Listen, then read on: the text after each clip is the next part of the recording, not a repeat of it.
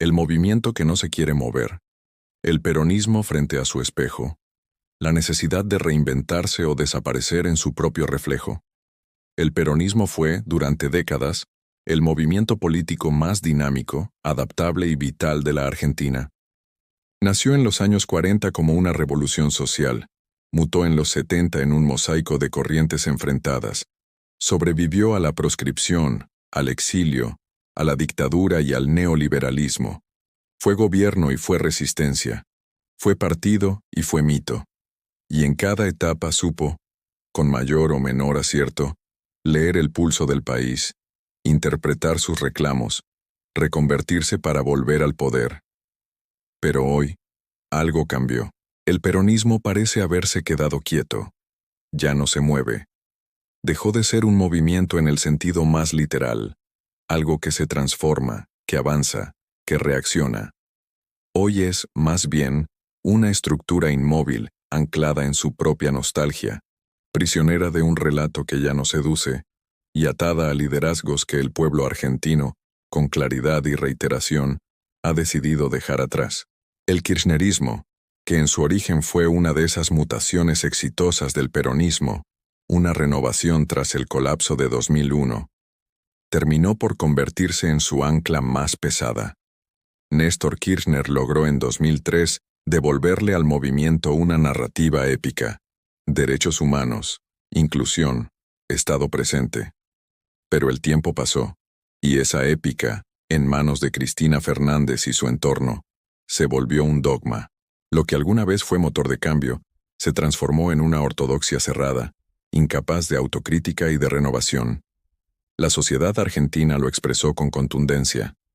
Las derrotas electorales se acumulan una tras otra: 2013, 2015, 2017, 2021, 2023.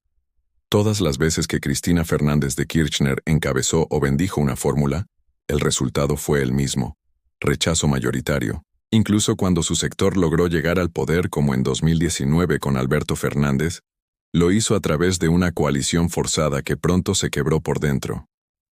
El kirchnerismo, en lugar de representar al país real, terminó hablando para sí mismo, encerrado en una burbuja ideológica, desconectado del sentimiento popular que alguna vez supo interpretar. Y ahí está el punto. El peronismo fue grande cuando supo representar al pueblo, no cuando intentó explicarle al pueblo por qué estaba equivocado.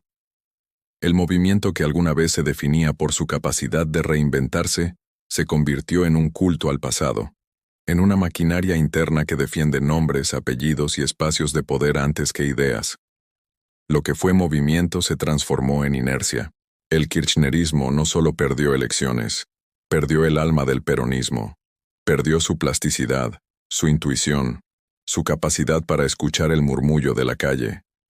Cuando la gente pedía trabajo, respondió con subsidios.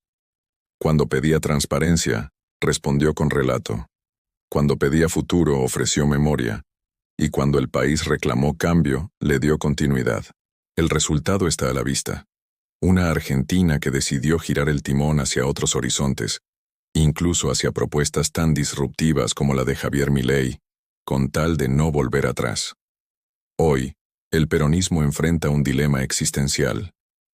Puede seguir mirando hacia adentro, justificando sus derrotas con conspiraciones y enemigos externos, o puede volver a mirar hacia adelante y preguntarse qué país quiere representar.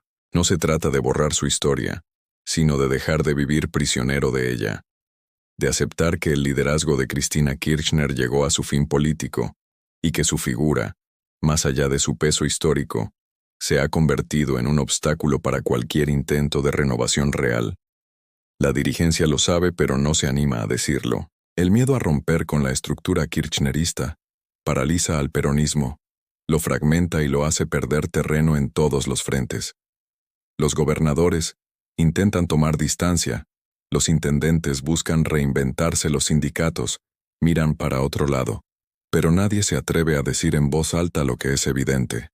El peronismo necesita moverse, aunque eso implique dejar atrás a quienes se quedaron quietos. La tarea no será sencilla, porque moverse significa democratizar el partido, abrirlo, permitir que nuevas generaciones asuman el liderazgo. Significa dejar de depender de un solo apellido y volver a ser un espacio de ideas, no de lealtades ciegas. Significa debatir en serio qué modelo de país proponen para el siglo XXI. Cuando el mundo ya no se organiza en torno al Estado omnipresente de los años 40, ni a los discursos antiimperialistas de los 70. El desafío es volver a interpretar los reclamos del presente: empleo formal, educación de calidad, desarrollo tecnológico, medio ambiente, inclusión con productividad. El país cambió, pero el discurso peronista no. Mientras la sociedad se digitaliza, la política del PJ sigue girando alrededor de estructuras territoriales que funcionan como feudos del siglo pasado. Mientras los jóvenes buscan futuro, el partido los convoca a defender consignas que no les dicen nada. El peronismo que no se mueva, se muere, y si se muere, no será por culpa de sus enemigos, sino por su propia incapacidad para volver a ser movimiento. La historia argentina demuestra que el peronismo supo renacer de sus cenizas más de una vez. Lo hizo con Menem, en los 90. Lo hizo con Kirchner en 2003. Pero cada resurrección exigió ruptura, riesgo y audacia. No hay resurrección sin sacrificio. Y el sacrificio que hoy se le pide al peronismo es claro: dejar atrás el kirchnerismo como religión política, convertirlo en historia, no en presente. Solo así podrá abrir paso a una generación nueva, sin compromisos con el pasado, sin miedo a perder lo que ya está perdido. Una generación que entienda que gobernar no es administrar nostalgias, sino crear futuro.